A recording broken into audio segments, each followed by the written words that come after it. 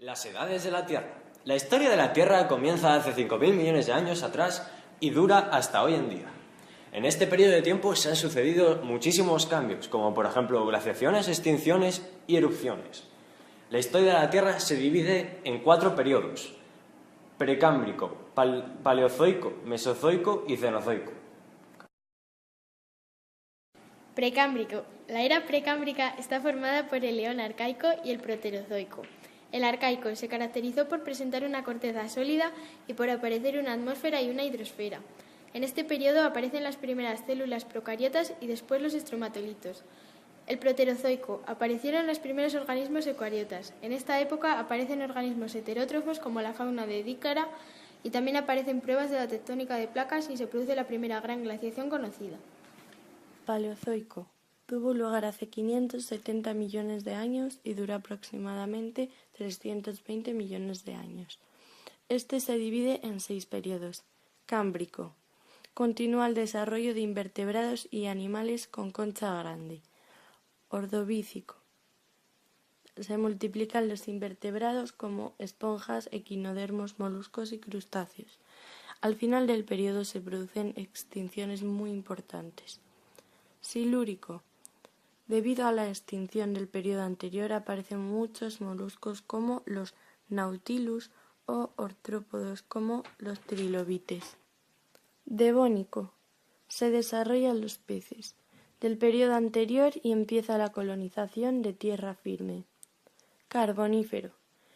El clima permite una gran proliferación de helechos y gimnospermas. Y pérmico. Hay una gran extinción del 90% de las especies. Mesozoico. Comienza hace 250 millones de años y dura 180 millones de años. Se divide en Triásico. Se desarrollan los helechos y las coníferas. También se desarrollan los herbívoros como los gasterópodos y los reptiles. Jurásico. Esos reptiles van a desarrollarse hasta formar los dinosaurios, las tortugas y los lagartos. Aparecen los primeros mamíferos, de los cuales descendemos. En esta época se desarrollan las primeras aves, caracterizadas por su gran tamaño y peso.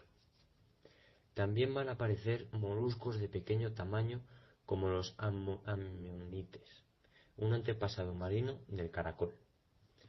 Cretácico. Aparecen las plantas angiospermas, las cuales evolucionarán hasta dar lugar a otras plantas frutales, como los aguacates y las sandías. En esta época proliferan las serpientes a partir de unas lagartijas. Durante el Triásico y el Jurásico, los dinosaurios se desarrollaron mucho, tanto que llegó a haber 5.000 especies diferentes de dinosaurios, y todas estas provenían de una sola especie de pequeñitos reptiles. La evolución dotó a los dinosaurios de todos los requisitos necesarios para dominar la tierra, el aire y el agua. Un ejemplo de estos es el Tiranosaurio Rex, el Megalodón, el Espinosaurio, el Stegosauro o el Diplodocus. Pero hace 65 millones de años, es decir, a finales del Cretácico, un meteorito impactó contra la Tierra y este extinguió el 98% de las especies. Pero un grupo de especies sobrevivió.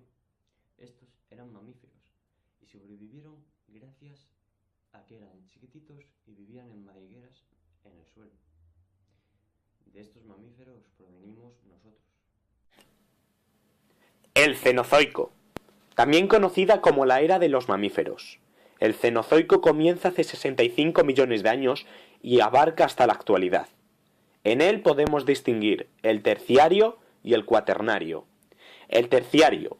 En el terciario se van a formar todas las orogenias actuales, así como que hace 40 millones de años se va a producir una gran glaciación que condicionará mucho la vida de los mamíferos de la época. En el terciario van a aparecer especies como gran cantidad de gasterópodos, equinodermos, y el fósil guía de esta época va a ser el Numolites. En esta época también se van a desarrollar los primates y los primeros homínidos. Respecto al Cuaternario, va a ser la época por excelencia de los mamíferos. En ella van a crecer y proliferar. Algunos de ellos se van a extinguir, como el mamut o el tigre dientes de sable. Y en esta época también aparece el Homo sapiens, es decir, el ser humano.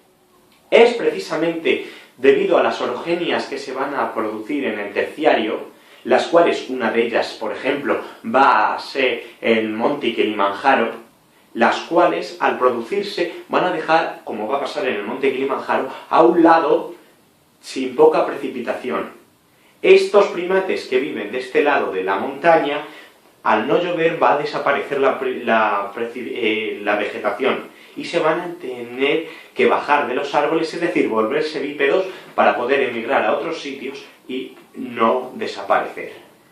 Es precisamente aquí donde los primates deciden bajarse de los árboles y volverse bípedos, es decir, sobre dos piernas, donde van a aparecer los primeros homínidos y desaparece esa concepción del homínido primate. Los primeros homínidos va a ser el Australopithecus ramidus, seguido por poco después por el Australopithecus namedis. Después vamos a tener el Australopithecus afarensis, que hasta hace poco ha resultado ser el descendiente más antiguo del ser humano, Lucy. Después vamos a tener el Australopithecus africanus. Poco después vamos a tener el Homo habilis, seguido del Homo antecessor. Poco después el Homo erectus. Después el Homo ergaster.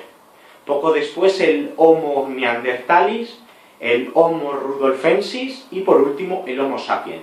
Hay gente que considera que la generación que vivimos hoy en día no somos Homo sapiens, sino Homo sapiens sapiens.